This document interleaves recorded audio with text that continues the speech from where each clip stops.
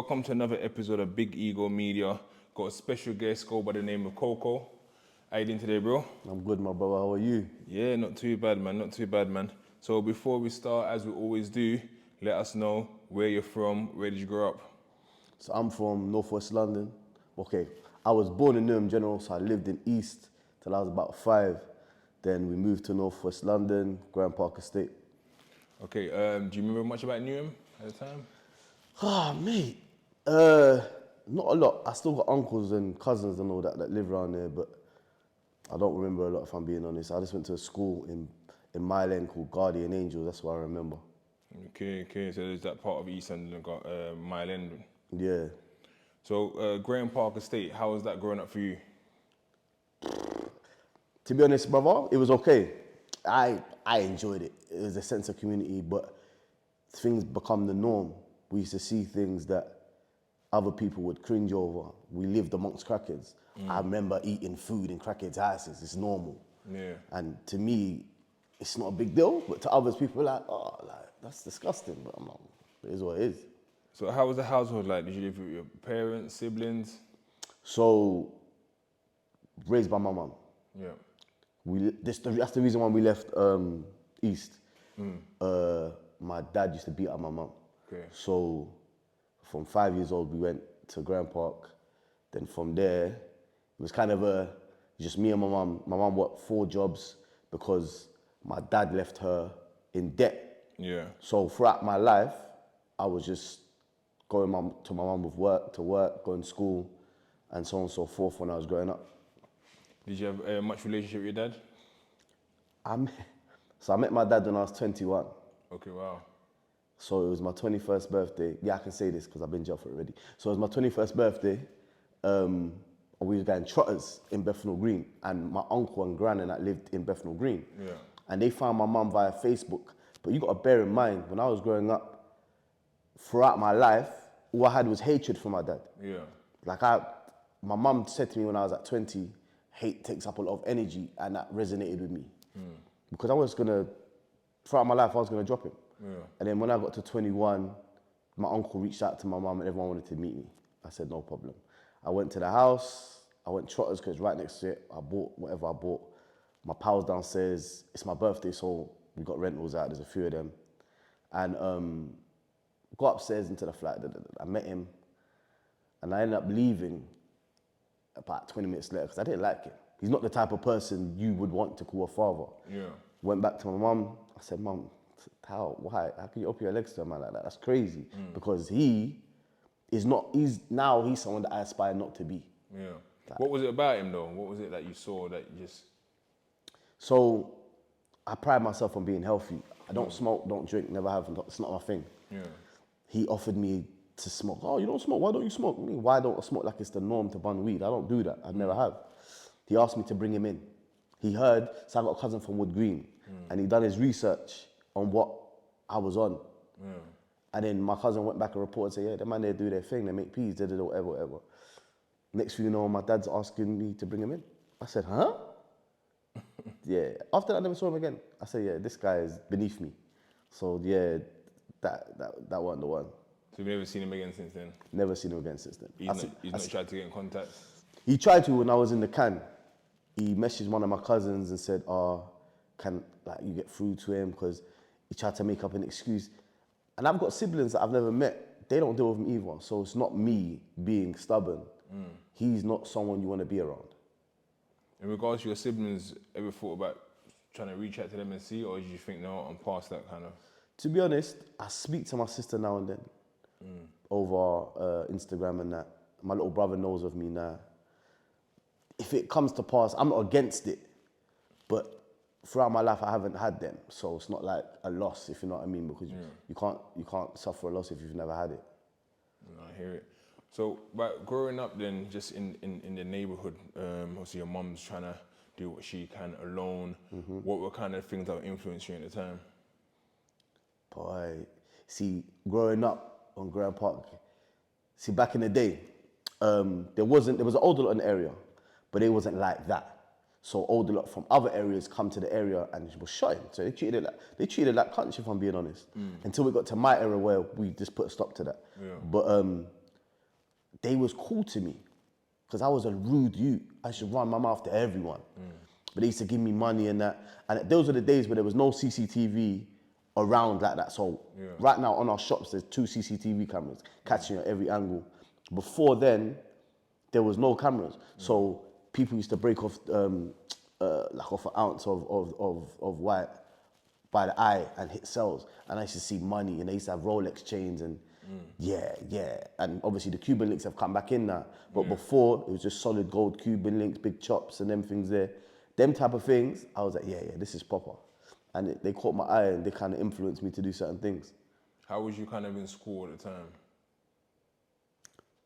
I was disruptive in school because I'm educated. My mum is very good with computers, so when I was growing up, she made sure I was smart as well. So I kind of finished my work, then misbehaved. So it'd be an hour lesson, I'd finish my work in 20 minutes and then misbehave, which wasn't good. So, but I was good in school, good at languages, I was good in a majority of the subjects, but I was just disruptive. How was the discipline like at home though? Would mum be able to put hands on you, or is she just... To be fair, she hit me now once or twice, nothing crazy, but what the turning point was, she made one of my uncles hit me. And the uncle that hit me is not even the bad one. You know, like this, I had 2 uncles. One was serious. Serious, the man used to stab up shotters. He's a fiend, but he was game. The other one hit me. Well, I was 12. I felt so disrespected. I said, when I grow up, I'm gonna mash you up. And when I grow up, I mash him up. I hear it. We might jump into that one as well. So, when would you say was the kind of age then where you would say you fully became immersed in the roads? So I probably started shutting about 13, 14. So let's clear this up. I'm from an area where my age group never beefed other ends. We didn't do that. We just make money. And we have in-house beef, which made it stupid because you couldn't really go to the shop without getting in the rockers or whatever. But I started shotting at 13, 14, selling punk, had a banging punk line, crazy punk line. Then obviously when I got to 16, moved on to the hard food, gave my punk line to 2 of my brethrens, they done their thing. And they were deep. But them times, you know, with money comes hatred. Like I said, there was older lot in my area, but they weren't like the other older lot that come to the area that would try to drop food on you and that. They didn't have the money, they didn't have the facilities. So at a certain point, we outgrew them. So next thing you know, we're having mad beef. I'm knocking them out because they're not fizzy. A lot of people are not fizzy. So we're having dramas with them. Within the same area, basically? Yeah. I've only had in-house beef. I've never been... Obviously, my area now has beef with other ends. I went jail, come out, all of a sudden, a lot of people are jumping on bandwagons and there's no... They will say, no, they don't... No. You're jumping on your friend's bandwagon and getting involved in beef that you have no place in. Before I went jail, we distribute to the surrounding areas. We'd make money. But now I come out, everyone's got dramas with each other. It's a bit crazy. So the in-house thing is still going on as well now, to this day, or is that kind of squashed down and it's more so against other people? Okay, so one of the older lot that done something back in the day before I went jail, I've come out a different person. So I'm not holding on to any feelings, but I don't forget. Like I walk past you, that's fine. We don't need to speak. One of them tried to speak to me. And I said, but I should just knock you out. Why are you coming to speak to me? We're on a high road now. I should just knock. And he's crumbling because I've went jail at 22, come out 30, solid. A big man now. And I was bigger than you before I went away. So now I'm home, I'm way bigger than you. So I'm looking at him like, are you mad? You can't talk to me. You couldn't speak to me before. Now you definitely can't speak to me. Was he trying to talk to you on a bad word thing? Nah. But he tried to speak to me like he was cool, like we should be cool. Like I'm gonna forget what you did. Nah. Them things, they don't work. So there's no drama. No one's out going to get anyone. But with the younger age group, they've got beef with people that are from the estate but moved around the corner. So they got in-house beef, but I'm just not involved in it. I hear it. And in terms of like going in that area, you would have seen things in terms of tragedy. Did they have any issues like when you had friends who may have passed, anything like that? Yeah, so we grew up, I grew up with a family, the Henrys, and it was like one of the young brothers called Spooky, and he passed away, which is, how he passed away was a gunshot wound and that, but when he passed away, it was kind of, it was sad, but you know when you live by it, you're gonna die by it type thing. How did that come about?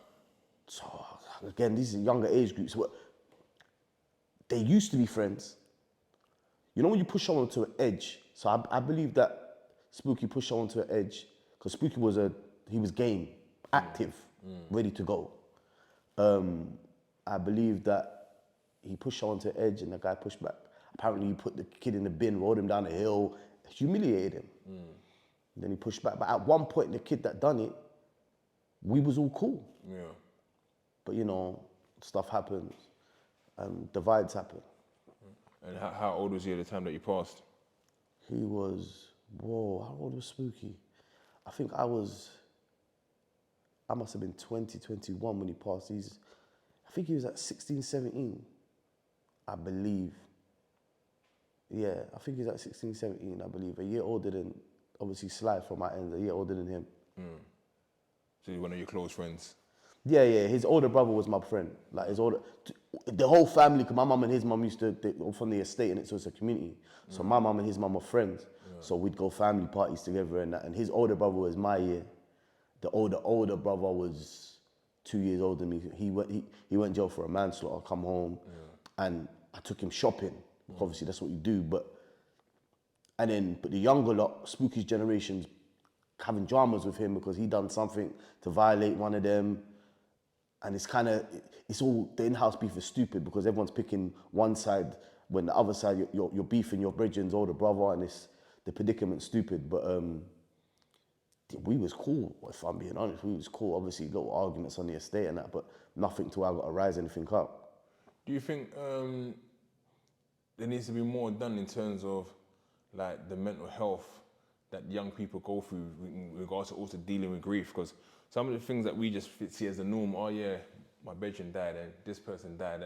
Like people go to the army and that's the sort of things you hear in the army, this soldier, but like we see it live in every day on our roads, but we seem to just like bypass it. These kids, like they become desensitized to it.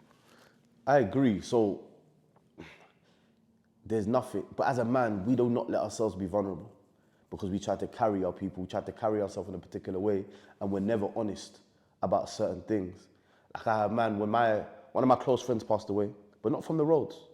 He went jail in 2008, come out in 2012, changed his life, went church, done everything, had a missus, had a daughter, and done everything correctly in the eyes of the Lord.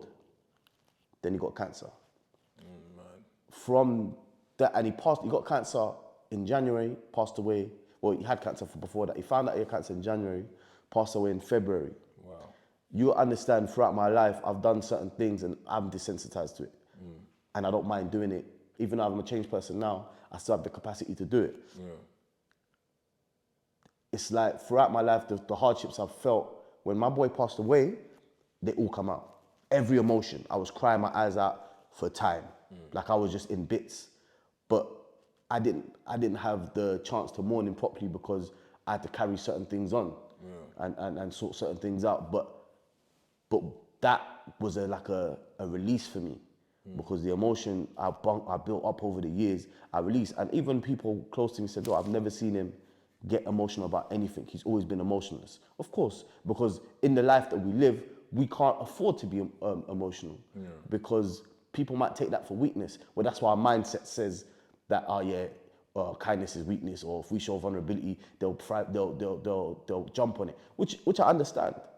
But we have to change that way of thinking and let the world be a safe place for men to be vulnerable, because we don't, it's like, for example, love. Women love all the time, but men love hard. So when we love and get our heart broken, we act a fool because we don't know how to control it. But women know how to control it and get over it easier. It's because we don't let it be like that. We don't feel it's a safe place for us to be vulnerable as men. I hear it. And you said you ended up spending how long in jail? So I got 5, then a 9. Well, a 5, then a 7, but I'd done a year in remand, so a 9. I mean, talk us through that. What was the 5 first? Food, always food. So,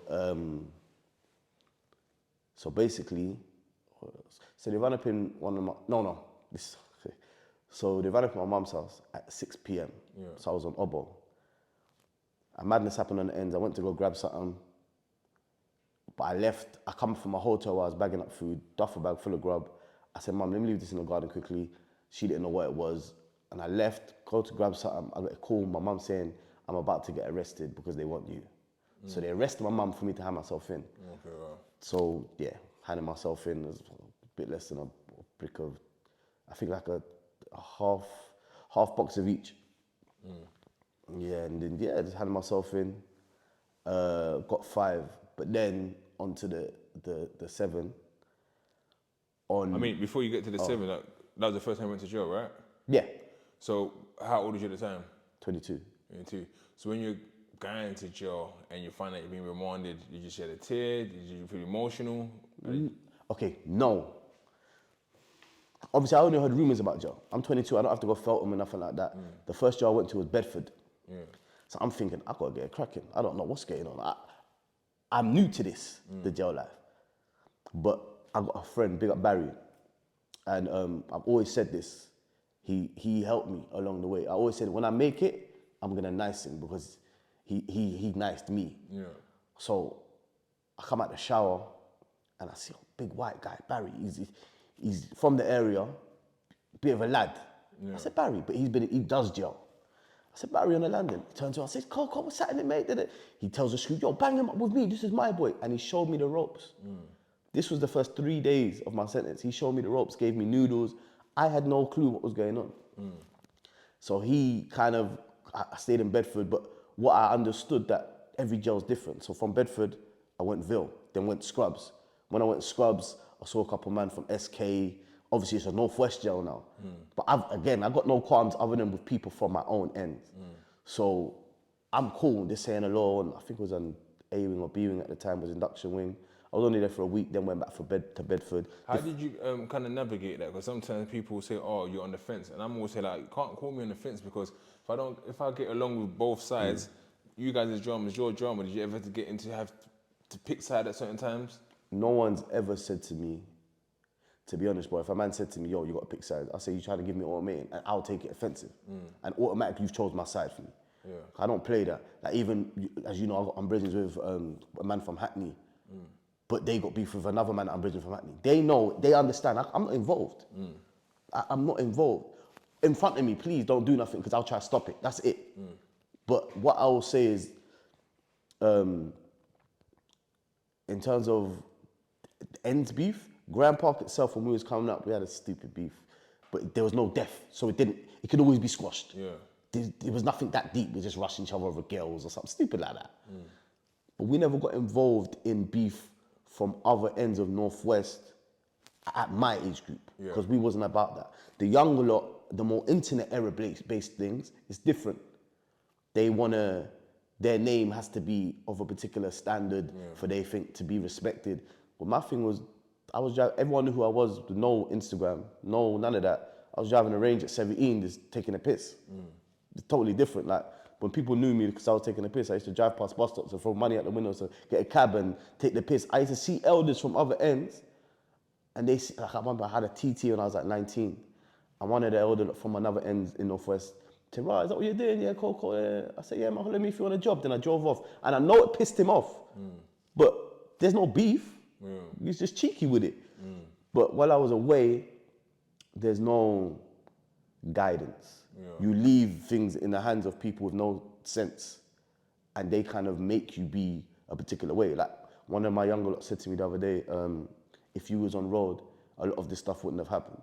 And I understand that. So a lot of the stuff that's happened is my fault, in a sense, but I personally didn't have a hand in it. But because I didn't have a hand in what happened because I was away, it went a different way.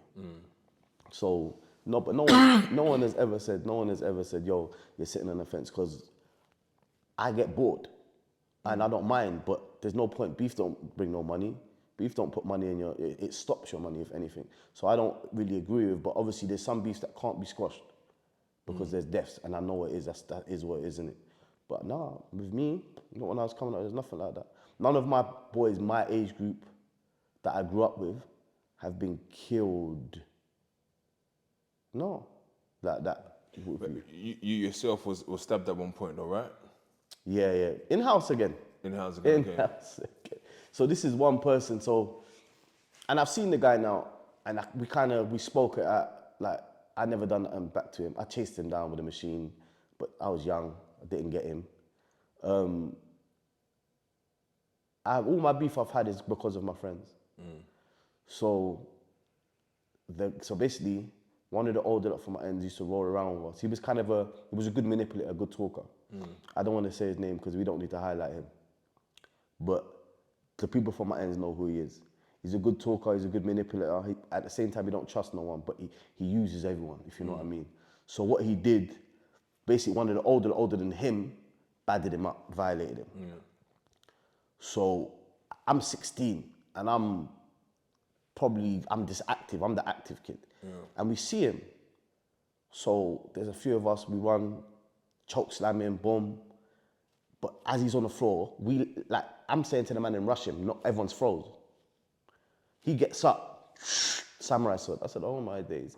He's saying, you, COCO. And he's just chasing me because I'm the main one.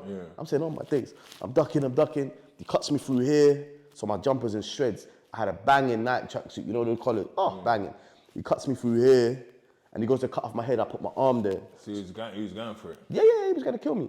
So I put my arm there and there's a big slice there. So now it's a big chop. So boom, boom, boom. As he's doing that, one of my brethren throws a brick at him and he looks that way, so I get to cut. I run away and I see the older guy that we're kind of fending for at this time. And he's on R6 and I just tie my battery jumper over my arm and he drives me to the walking centre and gets it sold up.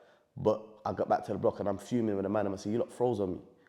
We get him on the floor, ready to stump him out and everyone's just waiting for me to do more.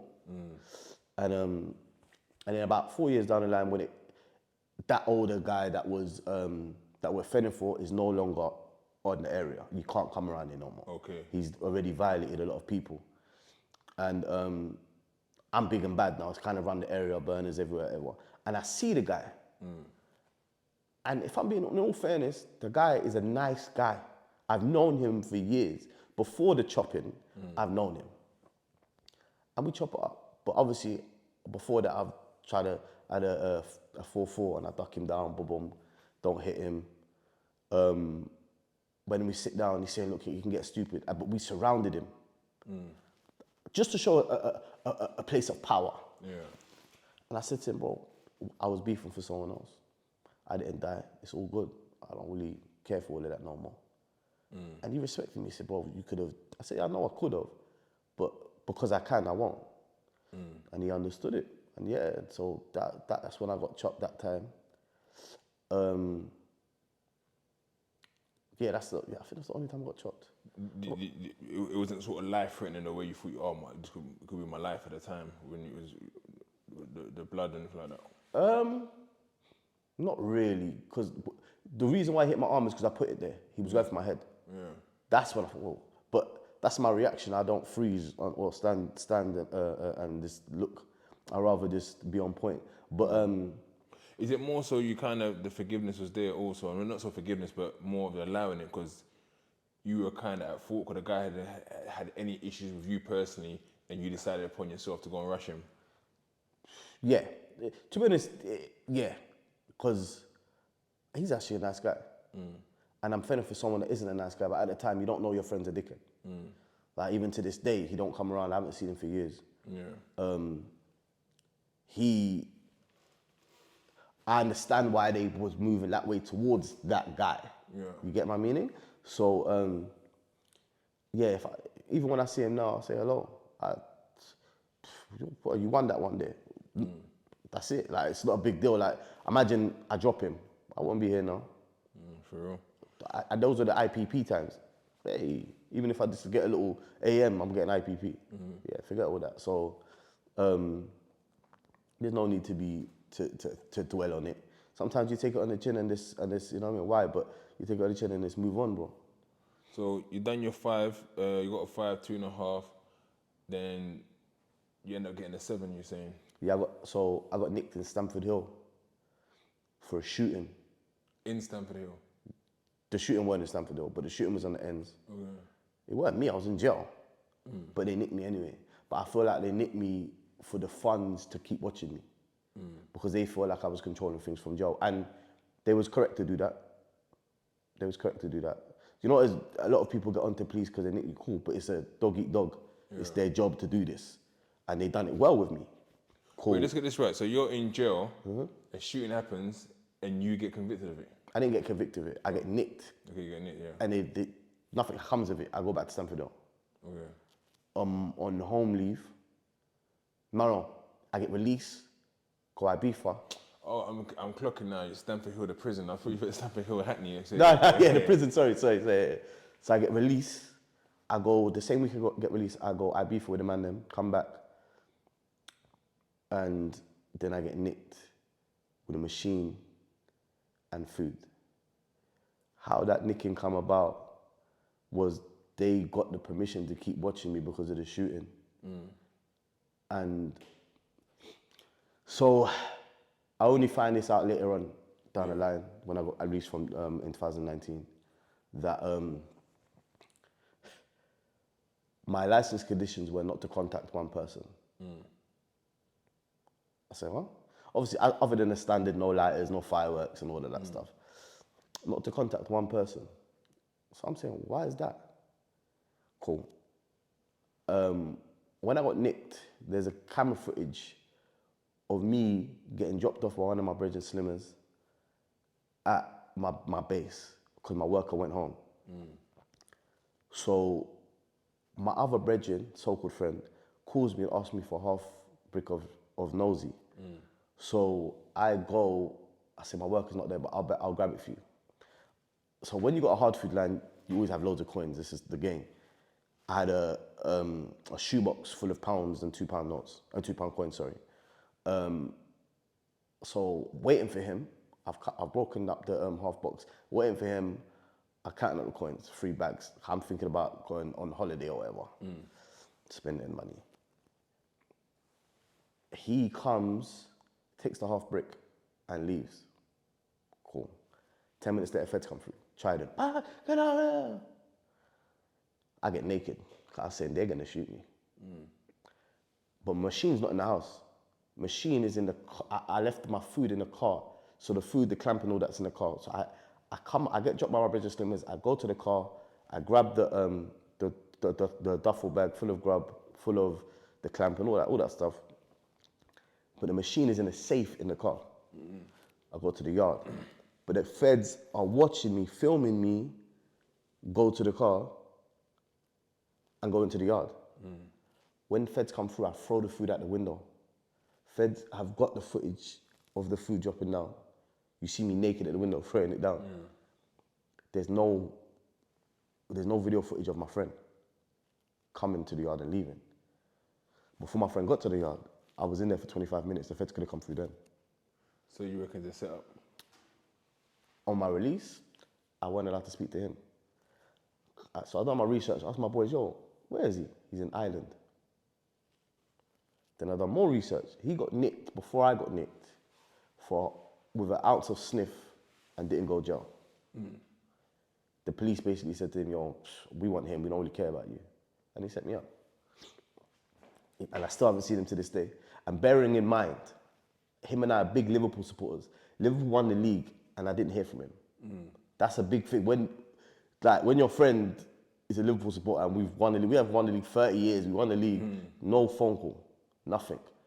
I've been home for nearly 5 years, nothing from him. And before I went to jail, we was with each other quite a lot. So the assumption is that he snitched on me. Obviously, I'm looking at paperwork and everything's there.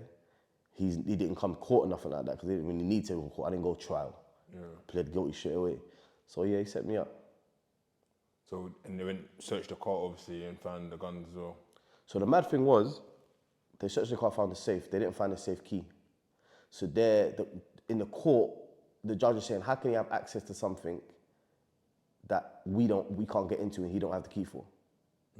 So they thought someone else is involved. So they essentially, I had the key, they didn't find it. The key was on my car key, and it was a dagger. You stab it into the safe, turn it once, I think you turn it left twice, then turn it right once, and it opens. It's a mad safe. I think I got it from Dom Rep or something like that when I was younger. So that's what, then they found a machine, they said, boom, boom, full clip, whatever. But they tried to give me with intent, but you can't do it with intent. It wasn't on me. So you can't do it with intent. But we found a machine, went court, I got my bird. I'm not gonna lie, I thought I was gonna get a lot longer.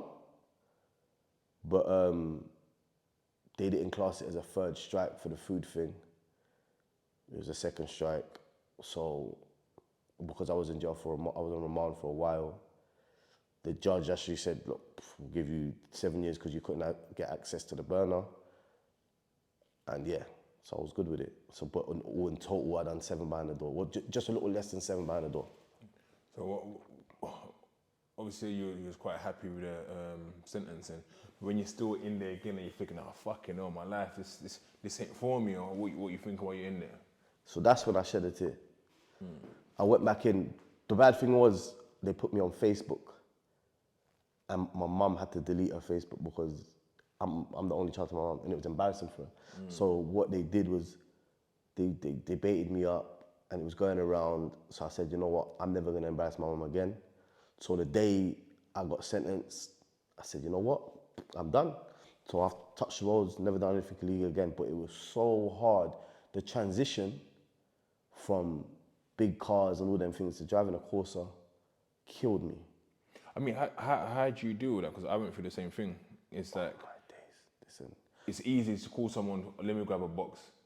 Easy. So how do you kind of have that sort of self-discipline? So since I've been home, I probably had like 8 jobs, loads of jobs. And some that I'm so overqualified for, because I'm an educated person. So when I'm going into these jobs, I say, I feel like a clown. They're jobs, not careers. There's a difference. So at first it was so hard. And there's a few people there's a guy called Animal, the old lot from my ends. He niced me with some peas. My bridge and Psalms, he lent me some money. My bridge and Jaff, they looked after me in terms of financially, like, just give me a couple bags. Because I have no vices other than chocolate. That's my only vice. So I don't need no weed, I don't need no alcohol, and I have no children. So I'm my only responsibility. But it was difficult because I worked in a warehouse in Ocado 44 hours in the week. I got £211. I said, Mum, what is this? My first legit payslip. I said, this is crazy. With tax and I was confused. Because my tax code wasn't correct, they were taxing me more. £211, and if you've ever worked in a warehouse, it wasn't ambient, I was in a freezer section, cold.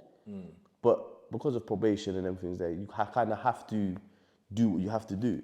But I did it, but not without difficulty. It was hard work. And it still is hard work to this day, because when struggles arise, I always think, I can just re-up and just get it popping. It's not difficult. One crackhead spreads the word and it's done. Is it also having to kind of kill your ego as well? You think, you know what? Because I was at that beginning, like, I can't have the man them see me work. I thought to myself, like, who cares? When I was in jail, did these man them send me anything? So why do I even care? So that's a mindset I had. Is that something that you had to kind of come to terms with? Yeah, it was. But the one good thing, see, when you're in jail, you come out and do the railways. You don't see no one anyway. And railways pay good money. And then bear in mind, I come out in 2019. In 2020, mid-2019, 2020 March, lockdown. So I wasn't really free for long. But I was working on the railways them times there, and traffic management. And you don't see no one, and you kind of just control your own thing. You work for 4 hours and you get decent money. So I didn't see no one. I didn't do no retail stuff like that. I done warehouse stuff, qualified trainer, handled something. And when I built up some money, I kind of invested in events. So my own boss. And it's good to do that, but the transition is so hard. So talk to us about now, what's going on in the current present, like what you up to? Okay, so this year, no, that's a lie, it's 2025. Last year was a hard year for me. I lost my closest friend to cancer, as you know. I opened up a charity in his name, the P3 Foundation. We do football tournaments, so like different events. I done a big water fight in my area, all the kids come. And I've done knife crime talks at Lambeth HQ with different people. I also got a part of a video production company, part owner, called iView Images. We're currently doing a documentary about the camera culture from DVDs to digital domination. We've interviewed loads of people, yourself included. I'm also doing 2 different YouTube channels, trying to build them up, trying to create bigger platforms. One of which is called The Visiting Room, where we do a football podcast. We've got an everyday chit chat podcast. We've got a podcast called MAD, which means Make a Difference. And that basically is with kids from schools to talk about the education system and how it's not developed as the years have developed. Like, for example, in school, they don't teach you how to make a YouTube channel, don't teach you how to register a business. They teach you how to be a worker. And I feel like the education system should basically help people be their own people, their own bosses. Yeah. And I don't think they do that. I think it holds us down. And yeah, that's what's currently happening. Kind of a lot of big things happening right now, a lot of positivity around. I mean, talk us through this kind of documentary, this iView, where you kind of doing the history of camera culture. How did that come about? So basically, my business partner in this, Taz, big up Taz, he done a DVD back in the day of his cousin Darker called Streets is Raw. And before, pre-YouTube, there was DVDs and Channel U. YouTube came in 2005, the DVD Streets is Raw came out in 2004. And what that was the only way for you to see rappers such as North Star, Mashtown, SN1, rappers from out of your area. So like majority of people that I've spoken to, like K-Trap said he only knew about the rappers in South, but then he might watch a DVD and realize, oh, there's rappers in Hackney doing the same thing as them. Because no one really knows what others are doing because you're stuck in your own world at the time when you're on the roads before social media. So basically we're highlighting how it's developed, how the times developed, and how YouTube and channels like Link Up TV, Grime Daily have helped push the black music and the hip hop culture in the UK to a different level, to world-renowned status. So that's what that documentary is. We interview people from different walks of life, such as yourself. I interview my pal Eddie from Mixtape Madness, Gigs, people that were prominent then and still prominent now, or prominent then and help be the giants in which people today stand on the shoulders of, to show what it is to be a UK rapper and the UK music scene. I mean, even that era when those DVDs and that came about, did you ever envisage that the UK music industry and entertainment industry would get to the heights that it has now, where people are getting big bags and also having ownership of those big bags as well? Did you ever think, like you said, like we've got people like, you said that Eddie from Mixtape Madness owning their own kind of brand and own kind of services to become more kind of millionaires kind of, did you ever see that happening? To be honest, I don't think I did. But what I see now is visionaries. People being innovative and doing their thing. And it's beautiful. It's a beautiful sight to behold. Everyone has their own way of making money. And you know what the worst thing is? It'd be a lot better if there was a lot more unity. Because us, as a black culture, we love to drag each other down. We don't like to uplift each other. Hence why, for example, we would outsource people. Like, for example, someone told me the production company for Top Boy aren't black. I wouldn't know.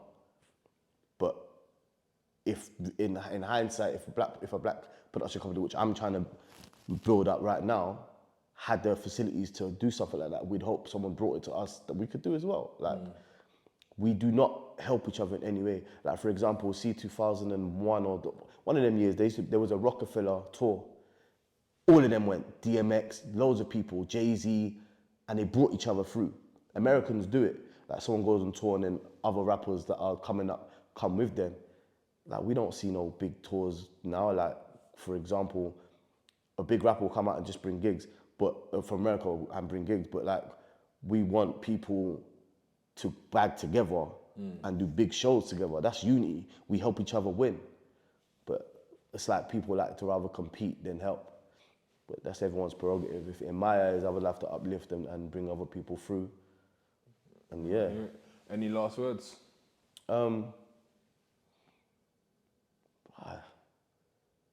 Not really. But I want to... Oh, I'm going to ask quickly as well. How did the name COCO come about? See this bean there, yeah? That's what it was. I think it was that. And you know what it is, my mum didn't want me to have one of them names that were aggressive, like Killer, and all them names there. Coco's a nice, friendly name. Kids know it, and them things there. But obviously my real name's Remain. People call me Rome, but in the hood, they know me as Coco Jones. And cause they're all friendly names. And I don't mind any of them. I'm proud of all my names. But yeah, Coco. Because my head shape, I think, the bean-head. Yeah. I hear it. All right then, guys, that there was another Big Ego Media podcast, and we're out.